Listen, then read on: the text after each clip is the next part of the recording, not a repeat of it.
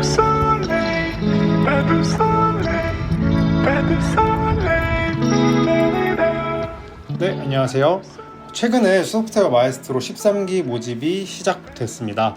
그래서 이번 영상에서는 자기소개서부터 코딩 테스트, 면접까지 과정에서 제가 느꼈던 것들과 그리고 또 팁들이 있으면 전달드리고 누군가에게 도움이 되고자 이렇게 만들게 됐습니다. 네, 우선 저는 소프트웨어 마에스트로 12기로 선발돼서 최근에 1년간 행복한 경험을 마치고 지금 이제 또 다른 행복을 찾아서 스페인에 와 있습니다. 근데 저는 일단 신문방송학과 출신이고 다시 말해서 비전공자인데요.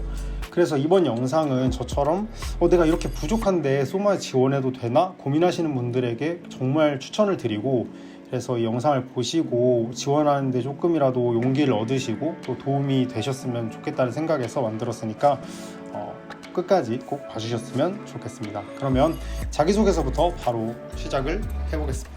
첫 번째로 자기소개서에 대해서 먼저 말씀을 드려보겠습니다. 사실 소프트웨어 마에스트로의 자기소개서는 약간 통과 의뢰와 같은 느낌이에요. 펜온페거든요. 그렇기 때문에 이제 질문에 맞게 글자 수 맞춰서 성실하게 잘 답변만 했다면 거의 90% 넘게는 다 합격을 하지 않나 라고 생각을 해요. 근데 이제 중요한 게 뭐냐면 여기에 있는 내용이 나중에 면접 때 활용이 된다는 점이겠죠. 써도는 낭설로는 내가 거기에 썼던 프로젝트 경험이나 관심 분야에 따라서 나중에 면접 분과가 나눠진다라는 썰이 있어요. 뭐 예를 들어 AI에 대해서 열심히 하는 사람들이면 AI 분과, 앱 개발을 열심히 했던 사람들이면 앱 개발, 이런 식으로 나눠진다는 썰이 있는데 뭐 어찌됐건 확실한 건 내가 자기소개서를 쓰는 경험, 프로젝트 경험, 그리고 이때 썼던 어떤 내용들이 나중에 면접에 반영이 되기 때문에 사실적이고 또 구체적으로 서술을 하는 것이 나중에 심사위원들이 평가를 하기에도 그리고 또 질문을 하기에도 오히려 좋지 않나. 결국 자기소개서가 중요한 역할을 한다고 생각합니다.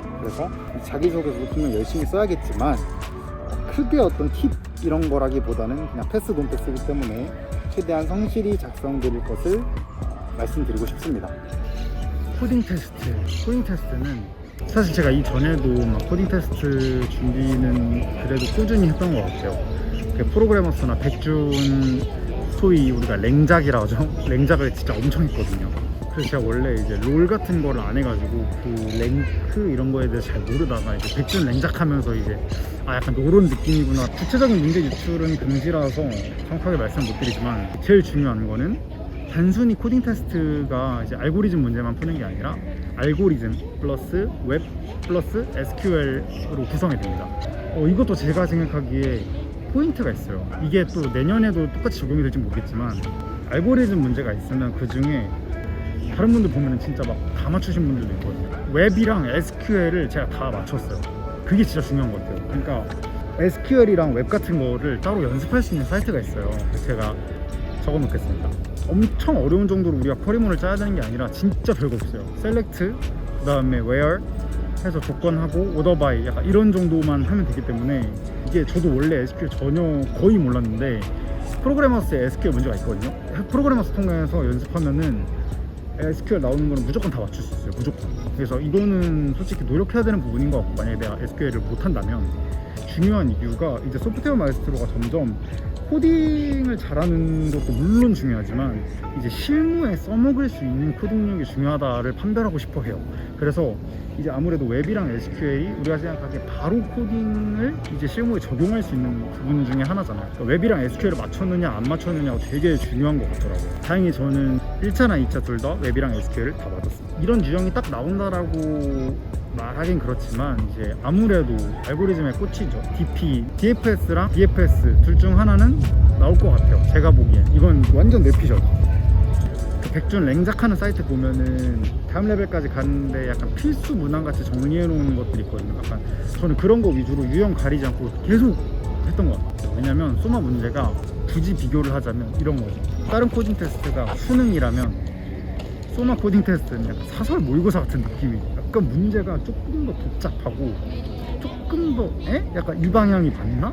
이런 느낌이 있어서 끝까지 노력하는 모습, 내가 코드 한 줄이라도 더 뭔가 노력했던 모습, 약간 이런 것도 보여주는 게, 이것도 물론 내피셜이지만 어느 정도 심사에 들어가지 않을까라는 생각을 해봅니다. 이거는 이제 소마의 공식적인 의견이 전혀 아니기 때문에. 참고만 해주시면 감사드리겠습니다. 이 정도가 제가 코딩 테스트에 대해서 얘기할 수 있는 정도인 것 같고, 그럼 마지막으로 이제 면접이죠. 근데 저는 면접 때 사실 그냥 여기까지 온 것만으로도 나는 대성공이다. 면접을 보러 갔는데 너무 떨리는 거예요. 그래서 일단 제가 공부할 수 있는 건 최대한 공부를 했어요. 왜냐? 저는 컴퓨터 지식이 없기 때문에 내가 과연 면접을 통과할 수 있을까? 인터넷에 그런 거 엄청 많잖아요. 막 뭐 어떤 문제가 나왔고 뭐 CNN, RNN 개념에 대해서 물어봤고, 저는 그런 걸 설명할 자신이 사실 없었거든요. 그런 상태로 면접을 들어갔는데 제가 딱 다짐했던 건, 어차피 내가 여기서 제일 바보다. 내가 제일 먼저 말해야겠다. 내가 노력하는 모습이 내가 여기서 보여줄 수 있는 유일한 거다. 약간 그런 생각을 한 거죠. 이제 아직도 기억이 나요. 제가 이렇게 5명 중에 제일 왼쪽에 앉았고, 제 옆에 앉으신 분이 이제 같이 붙어서 사실 이제는 아는 사이인데, 와 진짜 너무 잘하는 거예요. 면접 내내 기가 다 빨리고, 그냥 이제 나오면서 이거는 무조건 떨어졌다, 나는 여기까지였다 역시. 그럼에도 만족하리라 약간 이러고 온 거죠. 근데 웬걸 결국 최종 합격을 했습니다. 물론 제가 아예 다 모르진 않았어요. 그래도 벼락치기 했던 것도 있고 그나마 경험해서 알았던 것도 있고, 근데 그때마다 제일 중요했던 건 약간 이기적으로 보였을 수도 있을지언정 최선을 다해 대답하지 않더라도 그냥 무조건 손들었어요. 제가 먼저 대답하겠습니다. 그런 질문이 있었어요. 5개의 개념을 줄 테니까 이 중에 네가 아는 게 있으면 설명을 해봐라. 지금 생각하면 이제 어느 정도 다 아는 개념들이지만 뭐 그중에 당연히 도커도 있었고 또 뭐 RNN도 있었고 에자일 방법론 이런 것들이 있었거든요. 제가 그 5가지 중에서 아는 게 에자일밖에 없었어요. 그래서 자신 있는 사람 먼저 말해보세요 이거였거든요. 그래서 저는 자신 있는 여기까지만 나오자마자 바로 손을 여기 가슴춤까지 올려놓고 말씀해보세요라고 하자마자 손을 팍 들어서 제가 먼저 말씀드려보겠습니다 하고, 심지어 말까지 했어요. 너무 다급해가지고. 또 다른 질문에서는 이제 여기 다른 사람들은 모를 것 같은데 나만 아는 개념이 있다면 제시를 하고 설명을 해봐라 이런 거. 이것도 너무 운이 좋았죠. 왜냐면은 제가 다른 컴공 지식에 대해서는 너무 부족하지만 장점이 있다면 제가 스위프트를 했다는 거거든요. 다른 거 진짜 모르는데 스위프트밖에 없어요. 근데 스위프트 특이한 개념이 하나가 있어요. 닐이라고 널이랑 비슷한 개념인데, 이게 널일 수도 있고 널이 아닐 수도 있고 약간 이런 느낌의 개념이거든요. 그래, 이 희소자원에 대한 개념을 아무도 모르려니 심지어 심사위원분들도 모를 수도 있겠다라고 생각을 해서 바로 이것도 손을 탁 들고 말을 했는데, 일단 그 심사위원분께서 정말 어마어마하셔서 정말 모르시는 게 절대 없거든요. 절대 없어서 뭔가를 제가 대답하면 무조건 꼬리 질문을 무조건 막 어떻게든 만들어내죠. 어떻게든 있고 꼬리 질문이 이렇게 왔던 꼬리 질문은 이제 그럼 널값에 대한 저항성을 가지는 다른 언어가 또 있냐 뭐 이런 거였는데, 아는 게 있으면 말해봐라 이런 거는 당연히 몰랐죠. 당연히 몰랐기 때문에 거기서는 이제 또 솔직한 거죠. 제가 거기까지는 아직 부족해서 잘 모르겠습니다 뭐 이런 식으로 대답을 하는 식으로 넘겼죠. 근데 그거 외에 다른 질문 같은 경우에는 뭐 팀과의 협업 능력, 뭐 불화 해결을 어떻게 할 거냐, 그 다음에 뭐 프로젝트에 대한 구상 이런 것들이었기 때문에 이런 건 누구나 답할 수 있잖아요. 그것도 마찬가지로 제일 먼저 손을 들려고 노력을 했죠. 나는 이만큼 열정이 있다, 나는 노력하고 있다라는 걸 보여주고 싶었고, 그런 것들이 결국 잘 어떻게 조합이 돼서 너무 감사하게도 면접을 제가 통과할 수 있지 않았나 생각을 해요. 그리고 면접에서 또 중요한 것 중에 하나는 그 해에 있었던 어떤 트렌드를 좀 잘 파악하고 가는 게 또 중요한 것 같습니다. 예를 들면 AI나 블록체인이나 뭐 메타버스 같은 거에 대한 개념을 확실히 알고 가는 게 정말 중요한 것 같고, 단순히 개념 이외에도 약간 시사적인 거 있잖아요. 그런 것도 좀 많이 참고를 하면 좋을 것 같아요. 왜냐면 저희 때는 그 AI 윤리강령이라는 게 발표가 됐었는데, 그 AI 윤리강령에 포함되는 내용? 약간 주요 요지가 뭐냐 이런 거를 여쭤보시더라고요. 그래서 되게 놀랬고, 이런 시혜적인 것도 좀 알 필요가 있겠구나 라는 생각을 해서 그런 것도 좀 파악을 하시면 좋을 것 같습니다. 07기삼이라고 하잖아요. 저는 정말 운이 너무 많이 따랐던 것 같고, 그렇게 해서 감사히 합격을 한 거죠. 나 면접에서 털리면 어떡하지? 이런 생각을 할 게 아니라 누구든 도전을 해보셨으면 좋겠어요. 저같이 이렇게 부족한 사람도 붙었으니까 분명 여러분들도 분명 할 수 있어요. 분명.